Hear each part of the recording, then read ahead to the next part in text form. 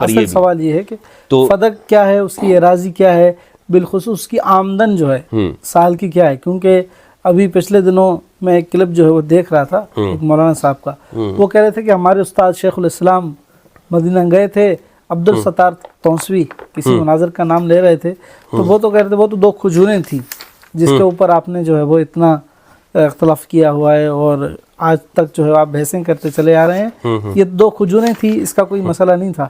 تو آپ نے یہ جو فدق کی اراضی کا بتایا، اس کو مزید تفصیل سے بتائیں کہ اراضی کتنی تھی اور اس کی جو سالانہ آمدن تھی جو آتی تھی وہ کتنی تھی، یعنی اس کی تعداد کیا تھی، کیا وہ تمام تفصیلات ہیں، اس سے آپ آگاہ کیجیے۔ فدق مدینہ سے علامہ سعیدی رحمہ اللہ اور دیگر ہمارے جو محدثین ہیں انہوں نے لکھا ہے کہ 3 دن کی مسافت کی پر واقع ہے فدق، مطلب سفر اگر آپ مدینہ سے کرنا چاہتے ہیں اس زمانے کا، اس زمانے کے اندر بعض نے لکھا 2 دن کی مسافت کی پر ہے، بعض نے لکھا 3، یعنی جو مسافت ہے، اور خیبر سے یہ قریب ہے یہ فدق کا جو علاقہ۔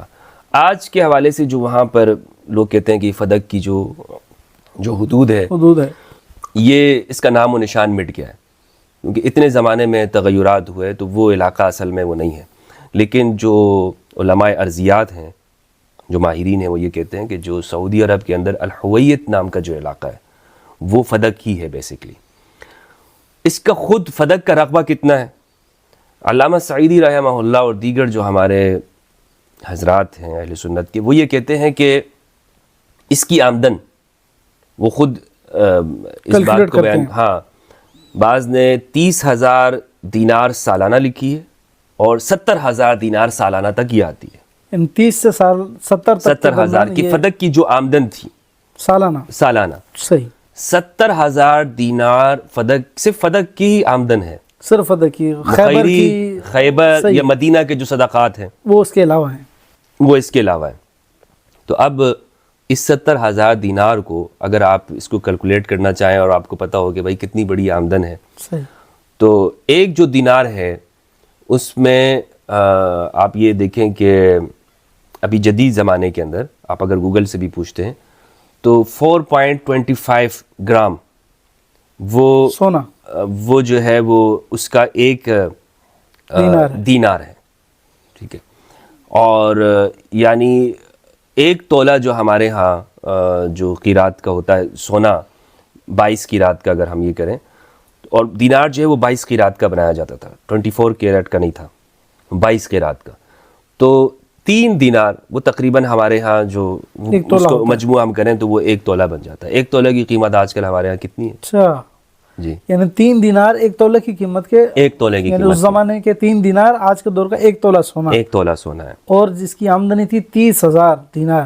70,000، 30 سے 70,000 کے درمیان۔ یہ اچھا یہ کتنا بڑا رقبہ ہے فدق کا؟ تقریباً یہ 50 کلومیٹر کے اوپر پھیلا ہوا ہے فدق کا خود، 50 کلومیٹر۔ ہاں، 2 کھجوروں والی کہانی تو 2 کھجوروں والی کہانی تو یہ تو گئی نا، یہ تو اس کو آپ سائڈ پہ کریں، اس کو یہ ایسی غیر محققی قول ہے، تحقیقی جو میں آپ کو بات کر رہا ہوں جو وہاں پہ یہ خیال کیسے آیا کہ وہ 2 کھجوریں تھیں؟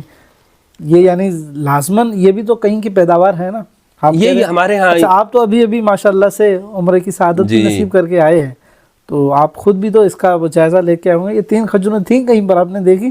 بس یہ یہیں پر ہمارے لوگوں کی ذہنی اختراع ہے، اور یہاں کسی مدرسے میں بنائے بھی 3 ہیں انہوں نے، کسی مدرسے میں بیٹھ کے انہوں نے جو ہے وہ اس کی نقشہ کھینچا ہوگا، لیکن حقیقت یہ ہے کہ 50 کلومیٹر کے اوپر پھیلا ہوا یہ فدق ہے۔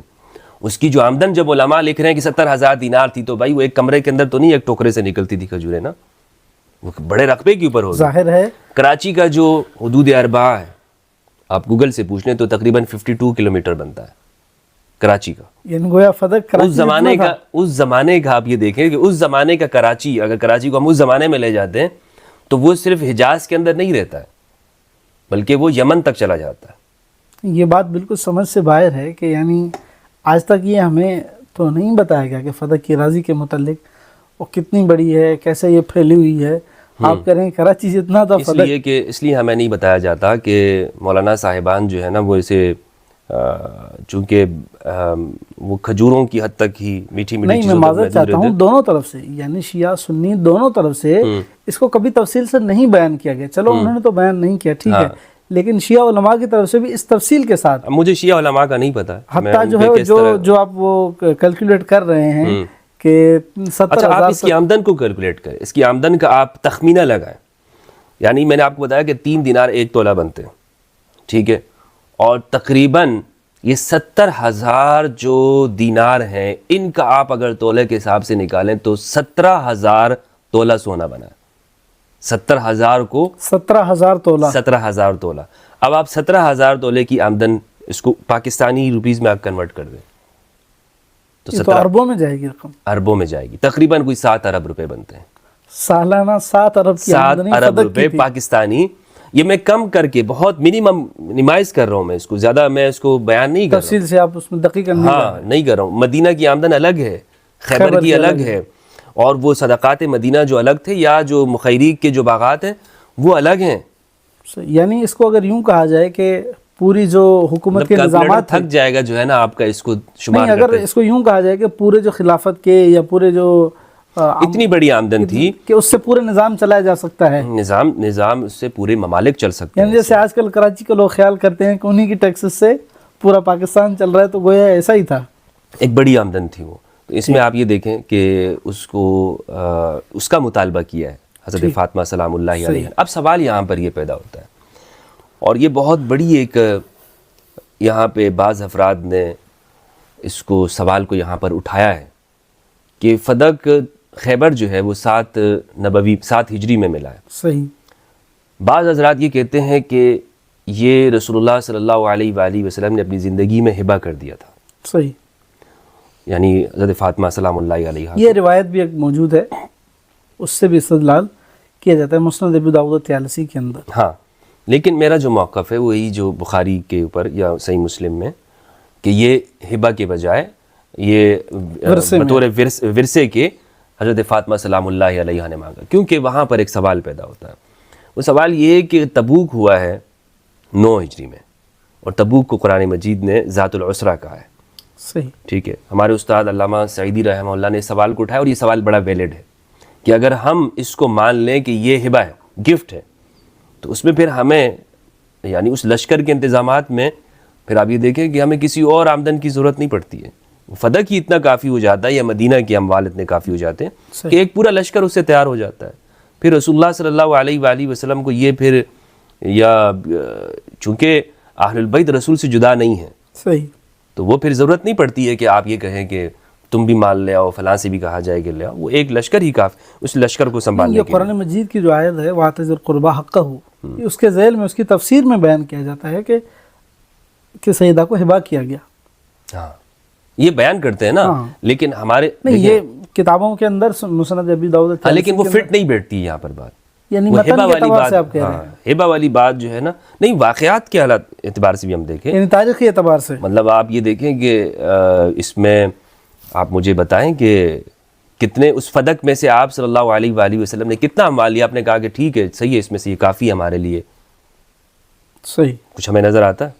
نہیں نظر آتا نا. تو اس کا مطلب یہ ہوا کہ حضرت فاطمہ سلام اللہ علیہ اس بات کو یقین کے ساتھ جانتی ہیں کہ یہ میرا میراث ہے. میراث کسے کہتے ہیں؟ میراث کہتے ہیں کہ جس کا ایک انسان مالک ہوتا ہے. قرآن مجید میں ہے، اللہ رب العزت نے ارشاد فرمایا نحن الوارثون، ہم وارث ہیں، یعنی اللہ وارث ہے، یعنی قطعی طور پر مالک ہے، یہ مالک ہے اللہ. اور میراث ایک شخص سے دوسری جانب کی طرف، یعنی ایک میراث اسے کہتے ہیں ایک شخص دنیا سے چلا جائے، اس کا جو مال ہوتا ہے وہ اب دوسرے کی طرف مالک بناتا ہے اسے، وہ دوسرے کی جانب منتقل ہو جاتا ہے، دوسرا مالک ہوتا ہے. تو حضرت فاطمہ سلام اللہ علیہ اس مال کا مطالبہ کرنے کے لیے حضرت ابوبکر رضی اللہ تعالیٰ عنہ کے پاس آئی تھی. تو انہوں نے کہا کہ یہ میراث ہے، میرے بابا جان کی میراث ہے.